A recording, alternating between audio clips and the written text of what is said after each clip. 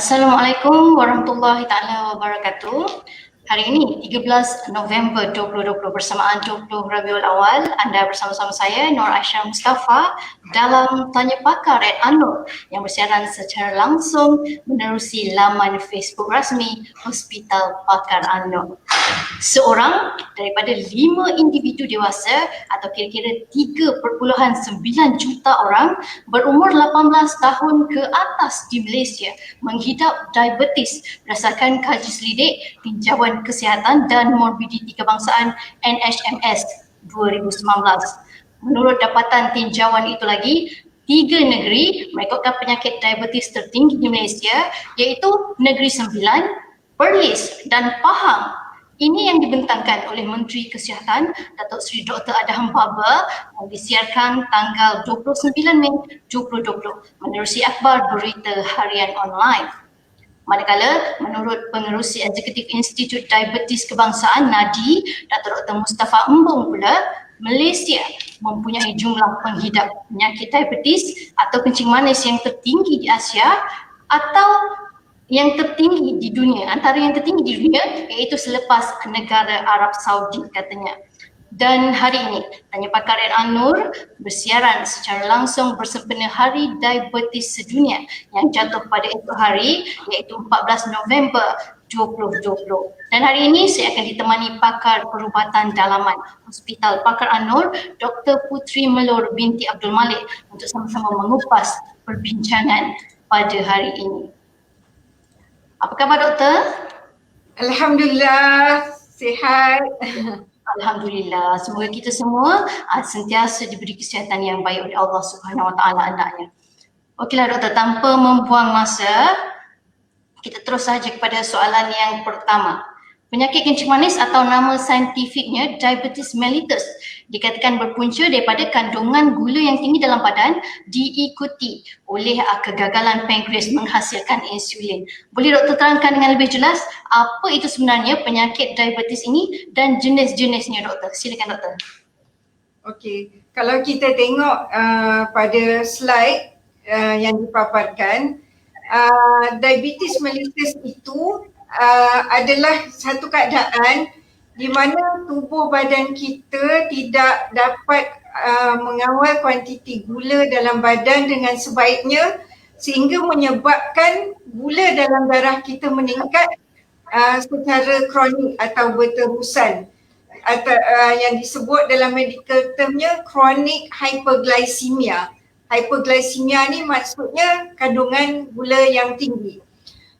Dan keadaan ni berlaku atas beberapa sebab dan ia juga bergantung kepada jenis, bila kita tanya jenis kencing manis seperti yang disebut oleh Aisyah tadi. Kencing manis ni ada dua, type 1 dengan type 2. Kalau type 1 ni disebabkan oleh kemusnahan pada sel yang dipanggil beta sel dalam pankreas sehingga dia tidak mampu mengeluarkan insulin dengan kuantiti yang mencukupi untuk tubuh badan kita. Dan type 1 ini ia adalah disebabkan oleh autoimun ataupun permasalahan pada sistem imun badan kita. Tetapi yang kita perkatakan pada hari ini dan apabila kita melihat kepada kencing manis yang dihidapi oleh rata-rata orang kita lah, rakyat Malaysia ni yang dewasanya ialah diabetes jenis yang kedua iaitu type 2. Dan type 2 diabetes ini berlaku disebabkan oleh pelbagai perubahan yang berlaku di dalam badan kita. Yang pertama ia disebut sebagai insulin resistance. Resistance-nya apa kan?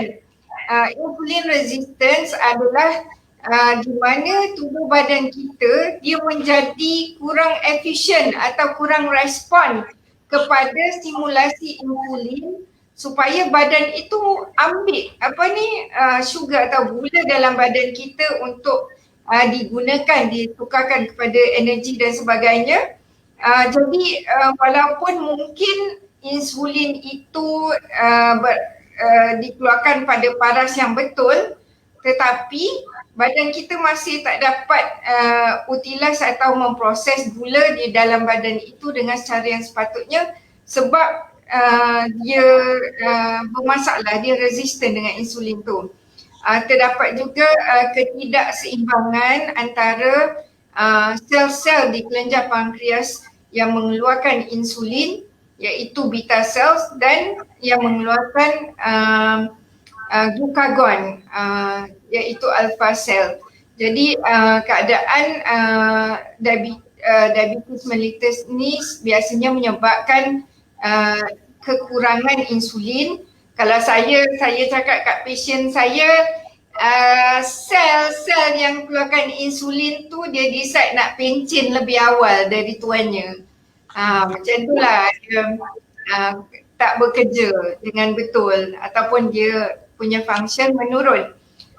Berlaku juga kita dapati bahawa di dalam kes-kes diabetes ini, alpha cell ataupun kelenjar yang mengeluarkan hormon glukagon mengeluarkan hormon ini secara berlebihan dan menyebabkan kalau kita tengok gambar rajah tu yang dia kata increase hepatic glucose production, ataupun kita punya liver pula dahlah kita ni kandungan gula dalam badan meningkat, tetapi kita punya hati pula disebabkan hormon glukagon ini dia mengeluarkan atau menghasilkan gula yang berlebihan. Kemudian diapi-apikan lagi dalam diabetes type 2 ni adalah kita punya lifestyle dari segi pemakanan yang biasa kita lihat kita punya load atau kita makan makanan yang tinggi kandungan gula atau karbohidrat. Kerana karbohidrat ni contohnya nasi kan. Kalau kita makan, kita rasa kenapa pula gula naik? Nasi ni tak manis pun, saya pun masak tak taruh gula pun kan. Tetapi karbohidrat ini apabila kita makan dan dihadamkan, ia akan bertukar juga menjadi gula. Okey doktor, mungkin doktor boleh jelaskanlah adakah penyakit kencing manis ini ada kesan-kesan dia kepada organ dalaman badan seseorang yang lain, contohnya macam buah pinggang, dan saya juga ada terdengar yang ianya boleh mengganggu penglihatan sehingga boleh mengakibatkan buta doktor, betul ke doktor? Itu adalah kenyataan betul. Kalau kita tengok kenapa kita sangat concern tentang kencing manis? Kenapa kita mesti agresif untuk merawat pesakit-pesakit kita untuk menurunkan kadar gula mereka secara berterusan? Dan walaupun kadang-kadang ada saja pesakit yang dia relax aja, dia rasa dia okey kan? Kenapa? Mungkin kita akan tanya, kenapa saya mesti makan ubat? Saya rasa sihat je. Okey, jadi kencing manis ini boleh menyebabkan pelbagai komplikasi jangka panjang. Jadi masa kita mula-mula disyaki ada kencing manis, mungkin lepas tu kita pergi cek, kita dapati bila kita buat pemeriksaan memang confirm kencing manis, mungkin pada masa itu kita masih merasa bahawa tubuh badan kita ni sihat. Dan tidak kurang daripada pesakit yang datang ke hospital kita ini misalnya untuk membuat pemeriksaan kesihatan, mereka terkejut. Gula tinggi, tak pernah dalam hidup masuk hospital ke, tak pernah pergi doktor teruk-teruk ke, mungkin sakit demam biasa, batuk biasa, tak ada pun masalah. Tiba-tiba mereka diberitahu bahawa kandungan gula dalam badan mereka menunjukkan bahawa mereka mengidap penyakit kencing manis. Jadi apakah pendorong dan kenapa doktor sangat concern, kenapa kita sebagai pesakit yang didiagnos kencing manis mesti concern ialah kerana ia memberikan komplikasi jangka panjang yang boleh menjejaskan kesihatan, malah mempengaruhi kita punya quality of life dan boleh membawa maut, ya. Kalau kita tengok ada dua jenis komplikasi atau dua kategori komplikasi yang berlaku dalam jangka masa yang panjang, iaitu komplikasi mikrovaskular atau mikro ni kan kecil, ya, disebabkan oleh kerosakan pada pembuluh darah yang halus-halus, mikro kecil, ataupun makrovaskular, pembuluh darah atau vessel yang lebih besar. So kalau kategori mikrovaskular ini, komplikasi jangka panjangnya berlaku kepada 3 organ utama, walaupun neuropati ni atau saraf, kerosakan pada saraf ni ada dia punya discussion dia. Yang pertama ialah kerosakan pada saraf retina kita, saraf pada mata yang kita panggil retinopati. Dan retinopati ni ada tahap-tahap. Bila kita jumpa pakar mata dan membuat pemeriksaan mata, dia akan mengklasifikasikan tahap 1, tahap 2, tahap 3, tahap 4. Dan retinopati ataupun diabetes retinopati ini adalah antara penyebab major penyebab masalah kecacatan dan kehilangan penglihatan di seluruh dunia. Dan kat Malaysia pun saya tak sempat nak cek statistik dia. Kita dapati berlaku kepada pesakit kita kan, yang ada orang kata pergi laser lah, kemudian ada komplikasi lain, perdarahan dalam mata dan sebagainya, dan akhirnya kita boleh sama ada mengalami kecacatan penglihatan yang teruk sehingga layak dapat kad OKU. Bahaya tu, jangan buat main-main, ataupun kita hilang terus penglihatan.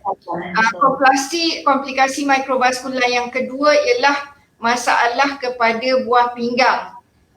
Kalau laternya, saya bagi tahu kat pesakit saya, buah pinggang kita ni antara organ yang sangat sensitif. Dan bila kita berada dalam keadaan yang mana gula kita tidak terkawal dan dia meningkat secara kronik, lambat laun dia akan efek blood supply yang very fine, yang mikro-mikro ni kepada organ buah pinggang ini, dan akhirnya sel-sel tu semua lemas dan mula-mula pankreas pencen, lepas tu buah pinggang kita pula pencen, dan buah pinggang ini mengalami kerosakan.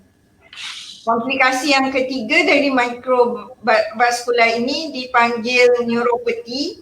Ada beberapa jenis, tetapi yang paling common, yang paling rata-rata pesakit diabetes alami ialah kita panggil polyneuropati, peripheral polyneuropati, iaitu kerosakan pada saraf-saraf pada tangan dan kaki kita, sehingga pesakit akan merasa kebas, hilang dari rasa, ada yang komplain rasa semut-semut, dan malah ada yang mengalami masalah kesakitan yang kata orang tak tahu nak duduk kat mana, ataupun dia rasa macam ada electric shocks dekat jari-jari kaki misalnya, dan masalah ini akan membawa kepada masalah-masalah yang lain, termasuklah diabetic ulcer misalnya.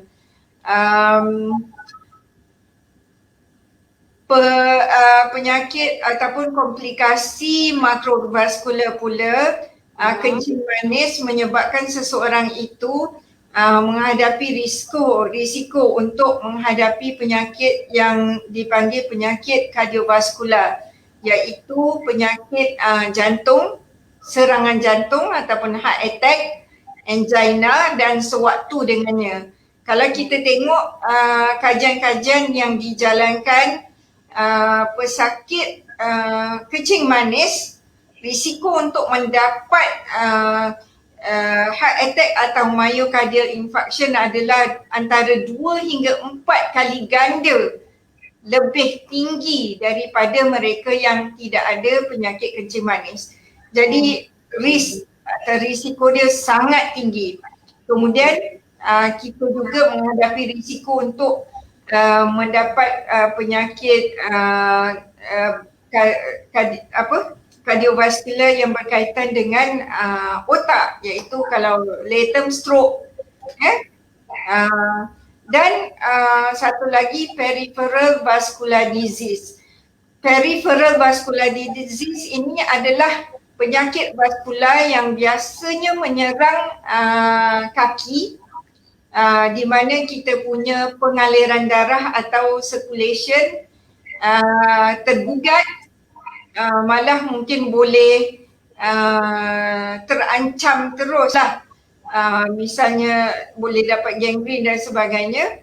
Dan ia berlaku selama secara kronik, di mana salur darah, sebagaimana kita paling biasa tahu salur darah kita dekat jantung kan, tersumbat, lepas tu dapat heart attack ataupun kita dapat angina dan sebagainya. Tapi kalau di kaki, bila salur darah di kaki pengalirannya terganggu disebabkan oleh penyakit kardiovaskular ini, maka kaki kita akan boleh, kalau jantung dapat angina, iaitu sakit dada atau rasa dada kena tekan dan sebagainya apabila kita bergerak dan exert ourselves, buat kerja-kerja.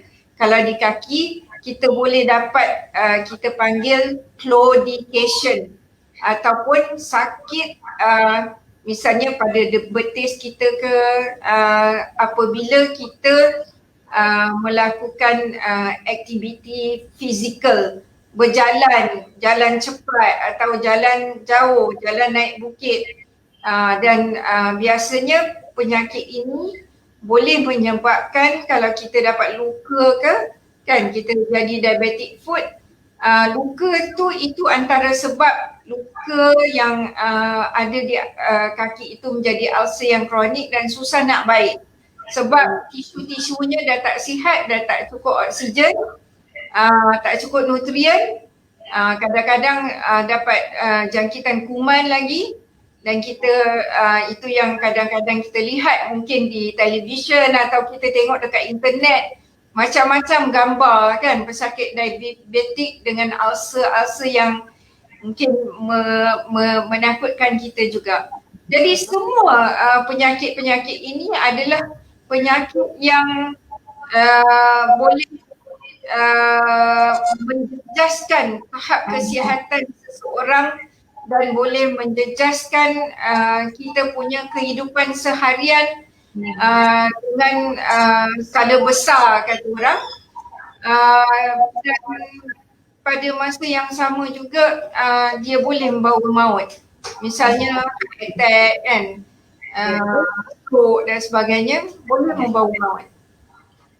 Banyak ya kesan-kesan akibat daripada kencing manis ni sekiranya tak dikawal. Okey doktor, adakah pengambilan gula secara berlebihan dari kecil, faktor keturunan, ini antara faktor-faktor yang menyebabkan penyakit kencing manis ni? Mungkin doktor boleh huraikan apa sebenarnya faktor-faktor yang menyumbang seseorang untuk menghidap penyakit kencing manis ini, atau siapa sebenarnya yang paling berisiko untuk mendapat penyakit kencing manis ini, doktor? Silakan.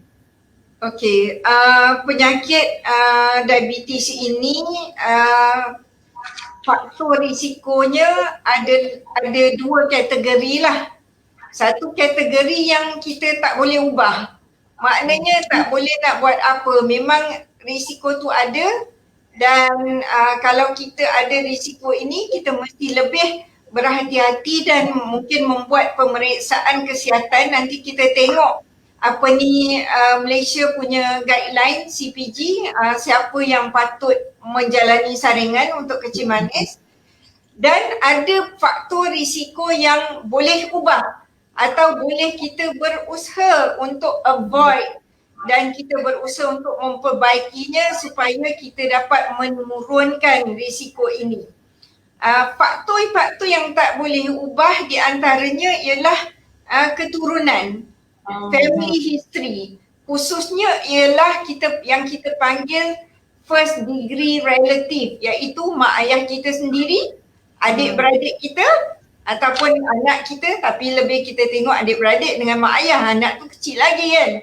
Jadi kalau kita punya parents atau salah seorang daripada ibu bapa kita atau kedua-duanya sekali ada menghidap penyakit kencing manis, ataupun kita dapati dalam adik-beradik kita ada yang dah kena kencing manis, maka risiko bahawa kita akan terdedah kepada penyakit ini adalah lebih tinggi daripada mereka yang tidak ada family history.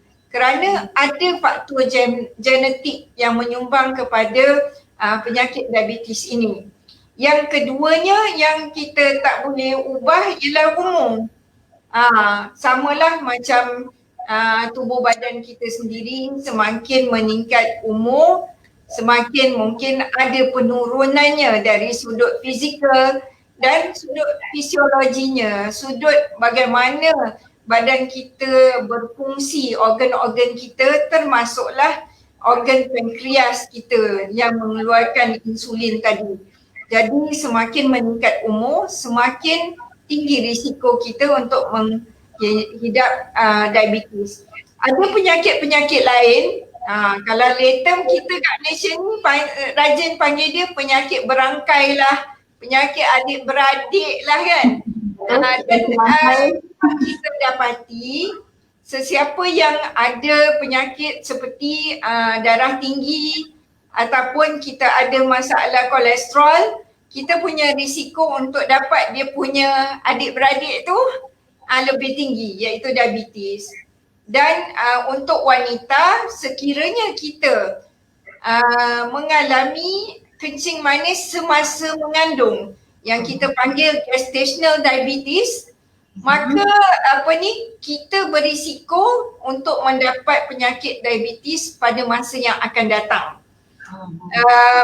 Itu semua adalah faktor risiko yang mungkin genetik misalnya tak boleh ubah kan. Jin kita tak boleh tukar jin. Tetapi ada satu ataupun beberapa faktor risiko yang berkaitan dengan kita punya lifestyle. Yang ini adalah satu faktor risiko yang penting, faktor risiko yang boleh kita usahakan, boleh kita ubah, yang mana sekarang ni pun termasuk Kementerian Kesihatan macam-macam kempen, contohnya suku-suku separuh dan sebagainya, iaitu lifestyle kita yang pertama dari segi BMI ataupun masalah kegemukan badan kan. Kalau kita biarkan kita semakin bertambah berat badan dan kita jadi overweight dan sebagainya, nanti kita boleh tengok slide yang lebih detail kemudian, dia akan meningkatkan kemungkinan untuk kita dapat apa yang kita panggil tadi insulin resistance atau inefficiency tubuh badan kita untuk respon kepada insulin yang ada, dan dia tidak dapat memproses gula tu dengan baik. Yang kedua, sedentary, kita panggil inactive lifestyle atau sedentary lifestyle, yang mana ini berlaku kepada kita pada hari ini kerana mungkin kehidupan manusia moden ni lah katakan. Bila kita pergi kerja, rata-rata pagi-pagi kita keluar, kita pergi kerja, kita duduk office. Tu masuklah saya. Ini tempat kerja saya. Saya masuk office, saya duduk.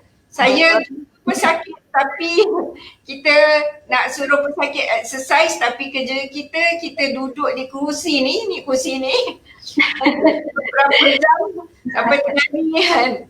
Lepas tu petang buat klinik lagi, duduk lagi. So sedang kurang aktif. Lepas tu bila kita makan, kita tahu Malaysia is terkenal dengan turis sebagai syurga makanan, heaven. Dan kebanyakannya daripada kalau kita tengok dari segi culture ataupun budaya masyarakat kita, pengambilan makanan kita sebenarnya tinggi karbohidrat dan kita juga mengambil makanan yang memang mengandungi kandungan gula yang tinggi. Misalnya pagi-pagi lagi kita dah ambil belasah kopi apa yang 3-in-1 tu, ataupun kita ambil teh tarik lagi. Lepas tu kita ambil karbohidrat yang banyak, nasi lemak beli 1 bungkus tak cukup tu, mesti nak beli 2 kan, dan sebagainya. Kemudian kita sekarang ni kita ada trend berbagai jenis air lah. Air ni memang glamour lah, macam-macam. Contohnya yang apa kita panggil teh yang ada bubble tu kan, bubble tea. Kita kata pearl tu sedap dan kenyal. Kenapa? Kerana ia mengandungi kandungan kanji yang sangat tinggi dan bila masuk dalam badan walaupun pearl tu tak rasa manis medunya, tetapi apabila masuk ke dalam tubuh badan kita, ia bertukar menjadi gula. Dan ini semua adalah faktor risiko yang kita boleh ubah dan kita boleh kontrol, dan insya-Allah saya mengajak diri saya dan semua sempena hari diabetes ni, bila kita dah tahu komplikasi-komplikasi dia yang teruk-teruk tadi, yang kita semua berdoa kepada Allah, minta Allah Ta'ala jauhkan dan kita tak mahu mendapat komplikasi ini, kita mengambil berat tentang kesihatan kita dan kita melihat aktiviti harian kita dan berusaha mengurangkan faktor risiko yang kita boleh kawal, iaitu lifestyle, pemakanan dan exercise dan berat badan. Betul. Okey doktor, ramai yang mungkin mereka tak sedar sebenarnya mereka telah pun menghidap penyakit kencing manis ini. Mungkin doktor boleh huraikan apa tanda-tanda sebenarnya yang seseorang itu telah pun dijangkiti, telah pun menghidap penyakit kencing manis dan perlu segera mendapatkan rawatan dan pengesahan yang mereka telah pun menghidap penyakit kencing manis. Boleh doktor huraikan? Okey. Malangnya ada sebahagian dari pesakit malah ramai yang tak rasa apa-apa. Dia tak rasa simptom tu, ataupun mungkin simptom tu ada tetapi oleh kerana simptom itu berlaku kepada kita secara perlahan atau kronik, mula-mula sikit, lepas tu makin lama makin ketara. Pada awalnya mungkin kita tak ada simptom. Dan pesakit jenis yang macam ni bahayanya ialah apabila gula itu berterusan tinggi, maka lambat laun ia akan mendapat komplikasi kencing manis dan mereka datang berjumpa doktor dengan komplikasi. Maknanya the damage has been done. Dan ini kita lihat dalam kita punya praktis harian. Saya pernah ada pesakit yang misalnya datang dengan heart attack kan. Bila kita cek, oh rupanya kolesterolnya pun tinggi, gulanya pun tinggi. Jadi boleh berlaku seperti itu. Tetapi di sini saya listkan dan paparkan beberapa gejala yang mungkin kita boleh dapat sekiranya kita menghidap penyakit kencing manis. Yang pertama sekali, letargi, cepat penat dan sentiasa lemah, lack of energy. Rasa macam semacam aja. Kalau saya bincang dengan patient-patient saya kan, kita tanya diorang, kalau yang diabetik pun dia kata dia tahu doktor bila gula tinggi, rasa macam otot ni semua jadi berat, macam ada pemberat. Nak angkat kaki tu rasa berat, rasa letih padahal tak buat apa sangat pun. Kemudian mereka yang gulanya agak tinggi boleh mendapat penglihatan kabur, blurred vision kita panggil. Kita juga boleh rasa kebas-kebas di ujung jari atau tangan atau kaki kerana saraf kita pun adalah salah satu organ yang sangat sensitif terhadap kandungan gula kita di dalam badan. So bila gula tu tinggi memanjang secara kronik, saraf kita pun saya guna later lah, saya kata kat patient saya kan, saraf tu pun dia jadi tingtong kan, jadi malfunction macam mana. Bila kita ada luka, kita lambat sembuh dan kita senang terkena jangkitan, terutama bila luka. Maknanya kita luka sikit, orang lain okey je, besoknya okey. Kita tengok kita punya jadi bengkak, lepas tu mungkin bernanah dan sebagainya. Jangkitan kuman pada kulit, terutamanya jangkitan kulat misalnya, dan kita boleh mendapat jangkitan kandida misalnya, ataupun keputihan dan masalah gatal pada kemaluan. Itu pun boleh jadi gejala atau tanda bahawa kita mengidap penyakit kencing manis.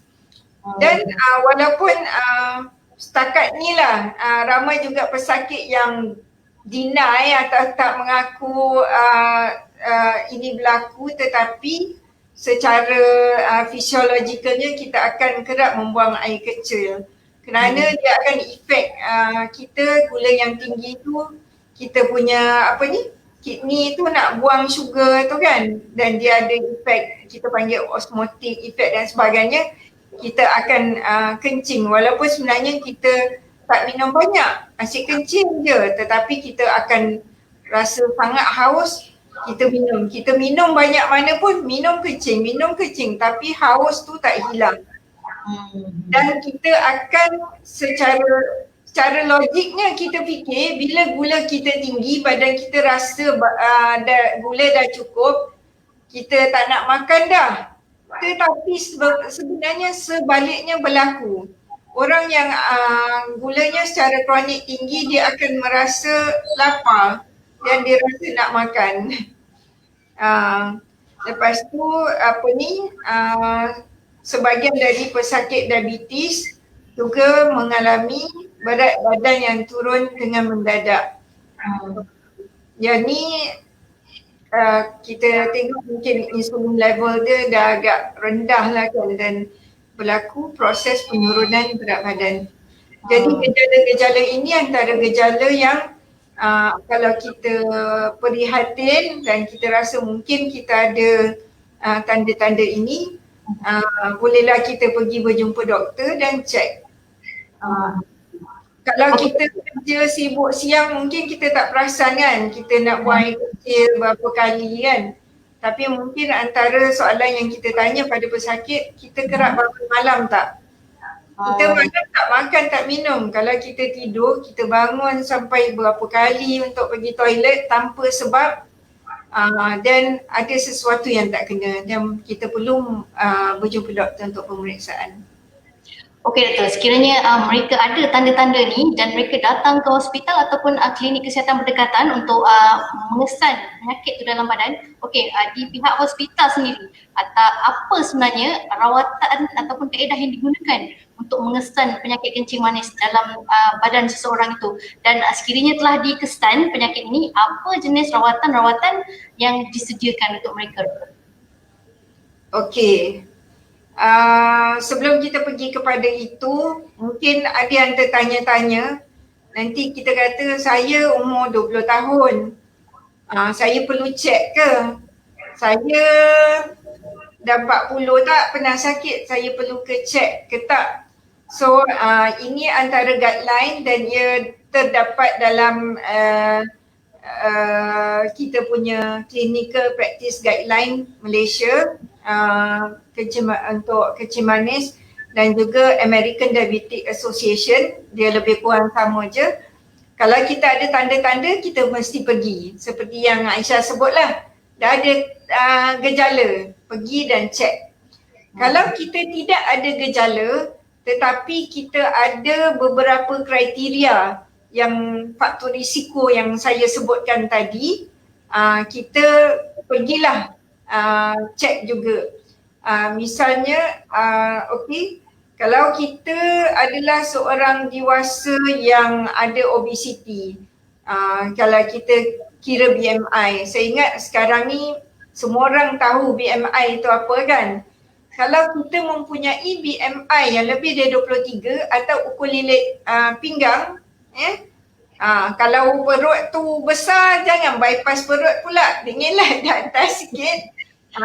Sebenarnya ukur lilit pinggang ini untuk measure atau ukur central adiposity itu ataupun pengumpulan lemak di abdomen kita atau bahagian perut kita.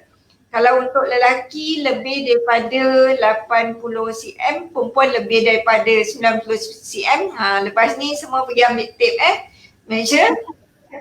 Kalau kita ada sama ada BMI tinggi atau kita ada ukur lilit pinggang yang melebihi had ini dan kita ada satu faktor risiko yang disebutkan tadi, sama ada dalam keluarga sejarah kencing manis ataupun kita ada masalah adik-beradik tadi, darah tinggi ataupun masalah kolesterol, ataupun kita ada sejarah kita pernah ada sakit yang berkaitan dengan sakit jantung ke, ataupun kita seorang wanita yang masa mengandung dulu-dulu anak tu pernah kena penyakit kencing manis masa mengandung, ataupun kita memang macam saya ni lah, sampai kerja duduk sedentary lifestyle dan kita pun tak ada exercise banyak. Saya exercise sedentary, ataupun kita ada juga penyakit-penyakit lain yang boleh menyebabkan kita masalah insulin resistance yang saya sebutkan. Misalnya mereka yang ada penyakit yang perlu mengambil steroid atau prednisolon, atau mereka ada penyakit-penyakit kelenjar yang lain, hormon, masalah yang lain, maka grup ni pergi je periksa, lepas tu periksa cek kalau normal, alhamdulillah, tapi janganlah alhamdulillah lepas tu 10 tahun tak cek, sebab risiko tu ada. Maka kita galakkan atau nasihatkan kita perlu cek setahun sekali. Tetapi kalau kita adalah orang yang BMI dia BMI 21 kan, BMI dia bagus, pinggang pun ramping, tak ada 80-90 cm ni, tak ada, dan kita tidak ada apa-apa pun faktor risiko yang disebutkan ini, kita mulakan pemeriksaan. Kalau ikut CPG Malaysia, umur 30 tahun ke atas silalah buat pemeriksaan kesihatan, khususnya untuk cek kita tak ada penyakit yang prevalent ni, diabetes dan juga darah tinggi dan kolesterol semua ni. Even kalau kita tengok darah tinggi pun atau hypertension pun very high percentage kan di Malaysia. Dan kemudian kita periksa tahunan.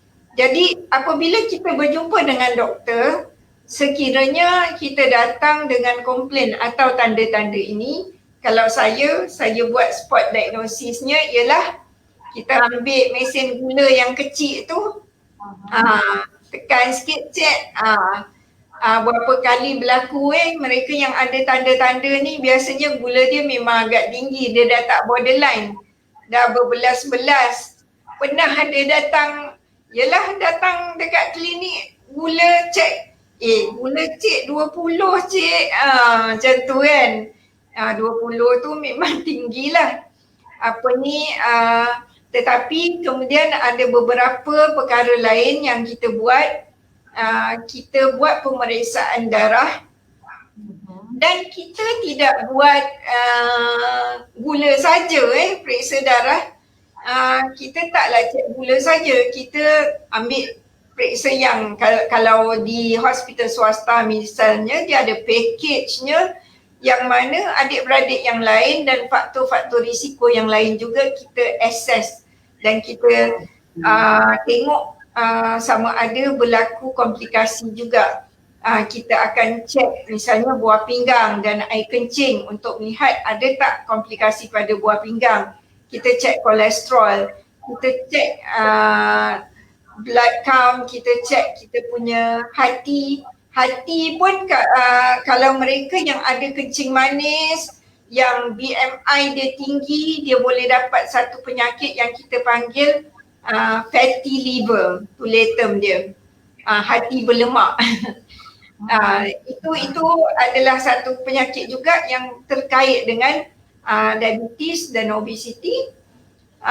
Dan biasanya doktor akan berkata bila kita nak ambil proper darah ni, kita akan ambil darah puasa lah, supaya kita dapat assess dengan lebih accurate. Dan kalau kita tengok kat sini saya paparkan, kalau kita ambil darah puasa, mana-mana mereka yang darah puasanya lebih daripada 7 milimol per liter, 7, maka itu adalah diabetes. Kalau darah puasa kita antara 6 hingga 7, bawah dari 6 normal 6 hingga 7 kita panggil pre-diabetes ataupun diabetes yang dia borderline lah, dia belum diagnose diabetes tapi dekat-dekat nak jadi kencing manis, yang mana perlu diberikan perhatian juga, kerana kalau kita biarkan dia tanpa apa-apa intervention atau tindakan, kita akan dengan cepat masuk ke fasa diabetes penuhnya. Kalau kita border-border, termasuklah yang pre ni semua, saya sukanya hantar untuk buat OGTT, oral glucose tolerance test, ataupun kita panggil yang test orang mengandung tu lah. Kalau ibu-ibu dia tahu bila dia pregnant tu, dia pernah buat, kita bagi 75 gram air gula minum, dan kita check sebelum minum air gula dan 2 jam selepas, dan kita ada dia punya jadual dan bacaan-bacaan untuk kita diagnose sama ada kita ada kencing manis ataupun kita ada pre-diabetes, sama ada impact fasting glucose ke, ataupun kita ada impact glucose tolerance, dan kita akan buat intervensi atau rawatan berdasarkan kepada nombor-nombor ini. Dan satu lagi marker yang kita boleh measure, yang mana kalau zaman sekarang ni dah ambil darah sekali arung, biasanya kita akan buat HbA1c. Kalau HbA1c normal adalah 50.6% ke bawah, diabetes adalah 6.3 ke atas dan ke atas. Jadi semua measurement yang kita buat ini hanyalah satu kali ambil darah kita boleh check semua ni, termasuklah kita punya kidney, liver dan sebagainya. Dan biasanya kalau di hospital ini dan saya yakin di hospital yang lain pun, dia punya medical check up tu dia memang dah packagekan untuk melihat risiko-risiko ini. Apa rawatan-rawatan dia doktor kalau dah disahkan mengidap penyakit kencing manis ni? Okey, rawatan mengawal diabetes ini kita bagikan kepada saya 3, yang mana ketiga-tiganya adalah sangat penting dan tidak boleh diabaikan. Yang pertama adalah yang berkaitan dengan lifestyle changes yang saya sebutkan tadi. Malah seseorang yang terutamanya kalau ada BMI, berat badan yang berlebihan, dan sebelum ni pemakanannya karbohidrat yang tinggi dan gula yang tinggi, apabila mereka mula ubah lifestyle itu, mereka akan dapati gula mereka akan semakin baik, mungkin dengan bantuan ubat juga, dan lifestyle itu. Kalau dia border-border sikit, kadang-kadang kita kawal lifestyle, kita turunkan berat badan pun, kemudian kita monitor, boleh jadi okey kan. Jadi yang pertama lifestyle, yang kedua adalah mengambil ubat yang mana ubat itu akan doktor akan decide. Dia bergantung kepada faktor-faktor kita, mungkin umur, mungkin test darah yang kita buat lain-lain tu, kita tengok air kencing juga, ada protein tak ada proteinnya, tengok kita ada sakit-sakit lain tak, blood pressure ke, kolesterol ke, then kita akan menguruskan untuk pesakit mengambil ubat yang sesuai dengan keadaan kesihatan tubuh badannya itu. Yang ketiga ialah selepas kita mendapat rawatan dan kita juga berusaha untuk buat lifestyle changes ini, adalah sangat penting untuk memenuhi temujanji dengan doktor dan membuat pemeriksaan berkala. Kerana kadang-kadang ada juga pesakit yang bila dia dah makan ubat dan dia rasa okey, dan mungkin kita pun ada mesin kat rumah, kita boleh tengok sendiri gula kita berapa misalnya, maka mungkin mereka beli ubat di farmasi kan. Kalau dah terpaksa sangat, mungkin 1 kali, 2 kali mungkin dah terpaksa tu tak apalah, tetapi kita tidak boleh membiarkan diri kita mengambil ubat yang sama tanpa pemeriksaan doktor secara berterusan, kerana keadaan tahap kesihatan kita mungkin berubah dan dos atau jenis ubat yang kita makan itu tak semestinya dia sesuai sekarang, dia masih sesuai pada masa yang akan datang. Dan satu lagi, sekurang-kurangnya setahun sekali, kalau kita okey, kalau tak okey lagilah, doktor yang memeriksa kita akan melihat dengan teliti sama ada kita akan dapat komplikasi-komplikasi yang saya sebutkan tadi. Termasuklah kalau kita mata kan, pemeriksaan mata, pemeriksaan buah pinggang, pemeriksaan saraf kita. Jadi kita perlu rawatan yang berterusan. Jadi kalau tengok sini dari segi lifestyle, saya nak highlightkan ini untuk kita menurunkan faktor risiko boleh ubah kita, dan untuk kita juga bagi mereka yang ada kencing manis untuk melakukan lifestyle modification ini, yang mana kalau kita tengok sampai sekarang dan hatta anak-anak kecil kita pun tahu, ini adalah pinggan sihat Malaysia yang dikeluarkan oleh Kementerian Kesihatan, suku-suku separuh. Kita punya culture ialah satu suku-suku kot, satu pinggan ni nasi, kan. Lepas tu kita ambil lauk sikit, sayur, mungkin lauk, rata lauk dan sebagainya. Tetapi kalau kita tengok kempen yang kita lakukan sekarangnya ialah ini, dan antara pertamanya ialah kita akan makan dengan kandungan zat yang lebih balance, dan kita banyakkan sayur-sayuran dan buah-buahan, dan kita mengurangkan load karbohidrat kita.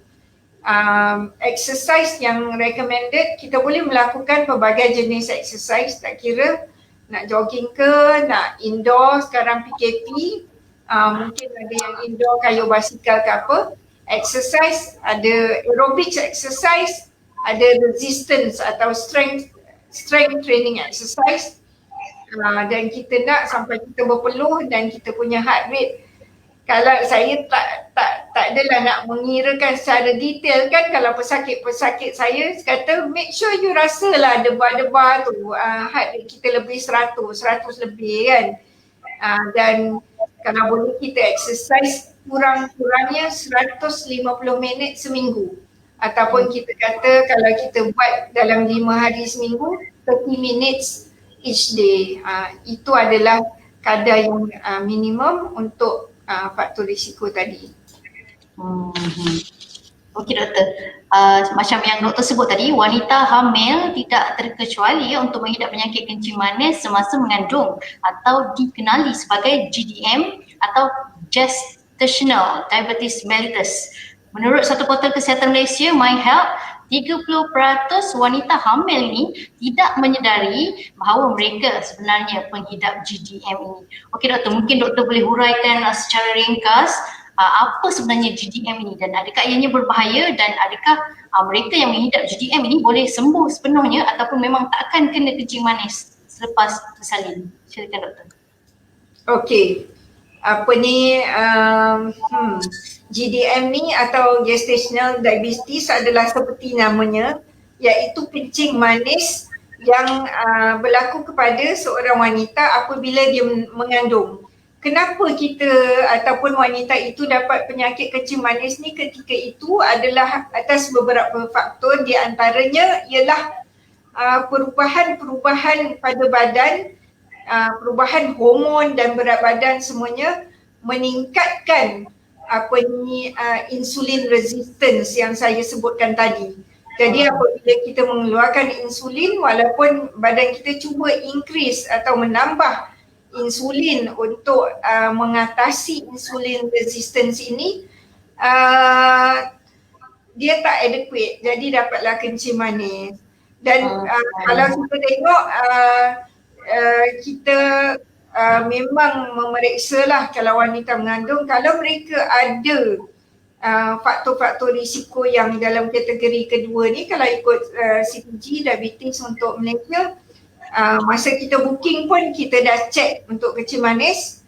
Dan kalau mereka yang kat bawah ni, biasa kita akan target untuk buat kita panggil OGPT untuk cek untuk kencing manis pada antara 24 hingga 28 minggu.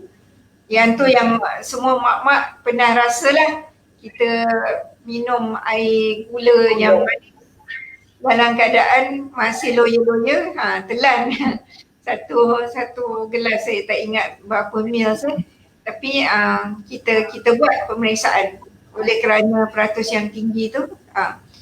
Dan penyakit GDM ni kita akan tengok kadang-kadang kita ingat GDM tapi sebenarnya sebelum pregnant pun sebenarnya dia dah ada masalah dengan gula dalam badan, tapi bila pregnant baru check, baru tahu.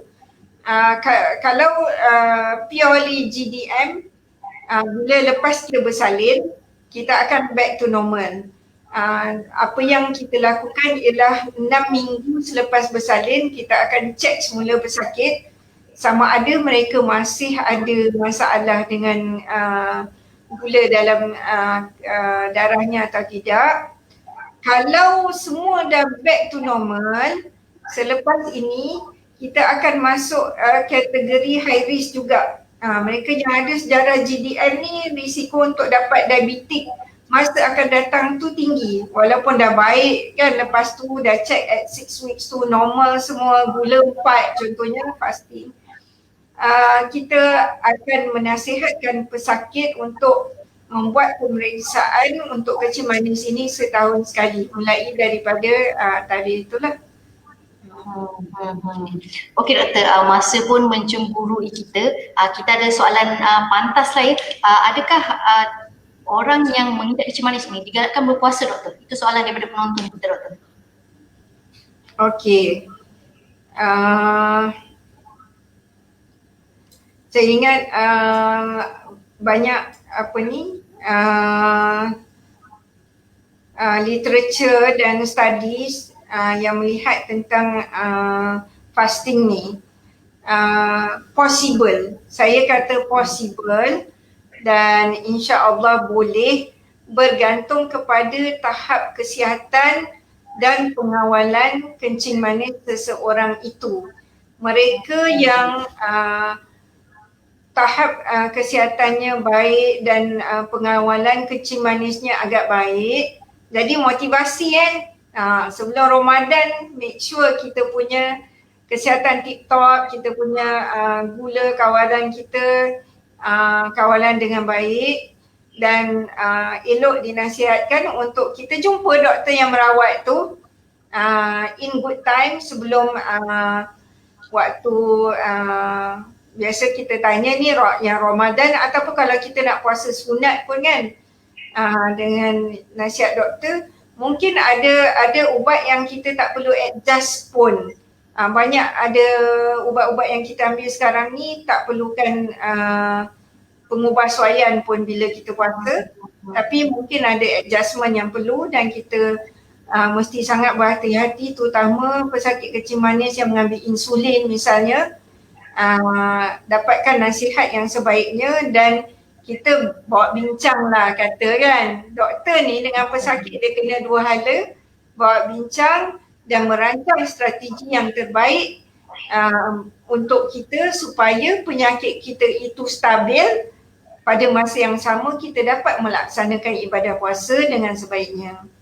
Okey doktor, soalan pantas, jawapan ringkas ya doktor sebab kita dah kesuntukan masa. Adakah penyakit diabetes ini seseorang itu boleh sembuh sepenuhnya ataupun hanya boleh dikawal? Okey, penyakit kencing manis adalah di antara penyakit yang progresif. Maknanya semakin banyak time the more likely natural history dia akan menjadi semakin ketara. Dan shortly tak boleh sembuh lah, tak ada cure. Kita tak boleh reverse balik kelenjar kita yang dah pencin tu. Macam tu lah. Tetapi kita boleh improvekan keadaan kita bukan dengan ubat semata-mata tetapi lifestyle. Mereka yang boleh berusaha untuk manage lifestyle, kurangkan berat badan dengan signifikan untuk mencapai BMI yang target dan exercise yang berkala dan sebagainya. Ada pasien saya yang saya turunkan ubat sebab gula dia dah cantik sangat pula, sebab berat badan pun dah turun, dah exercise regular, dah tak makan karbohidrat yang tinggi. Jadi kita boleh meminimumkannya dan mengawalkannya dengan lebih baik jika kita follow lah lifestyle changes. Okey doktor, last soalan benarkah pengambilan ubat-ubatan ni boleh merosakkan organ buah pinggang? Okey, itu satu pertanyaan yang common dekat klinik pun saya ditanya. Saya tidak mengatakan bahawa tak ada ubat yang tak ada side effect.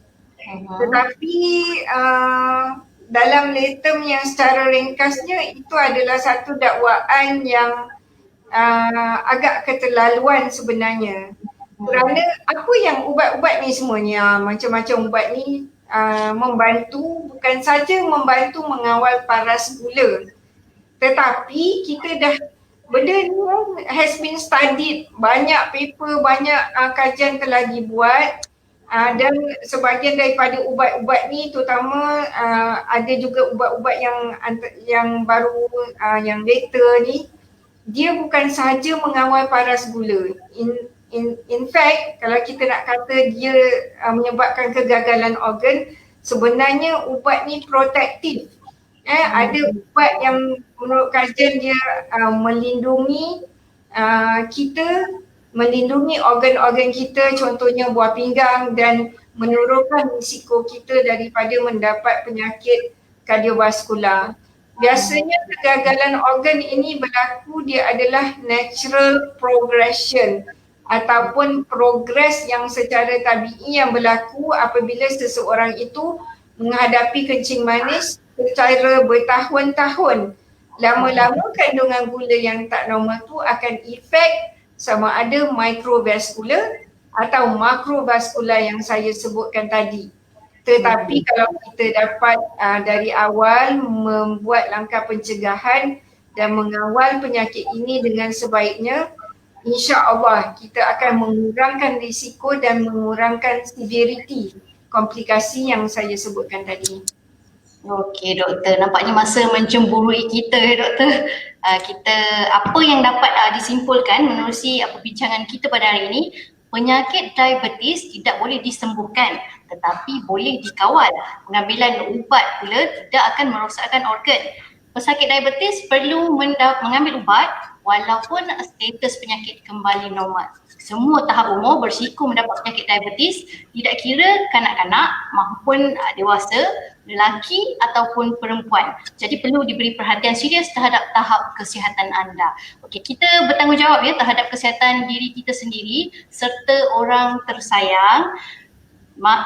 Justru kita perlu mengamalkan gaya hidup yang sihat dan pemakanan yang berkhasiat untuk memastikan kita mendapat kesihatan yang baik. Jadi sekiranya anda belum disahkan mengidap diabetes tetapi sudah ada simptom-simptom seperti yang dinyatakan oleh Dr. Puteri Melo tadi, pastikan anda mendapatkan khidmat nasihat dan rawatan daripada doktor yang bertauliah. Sekiranya anda pengidap penyakit kencing manis, pastikan anda sentiasa mendapat rawatan dan ubatan seperti yang telah dijadualkan.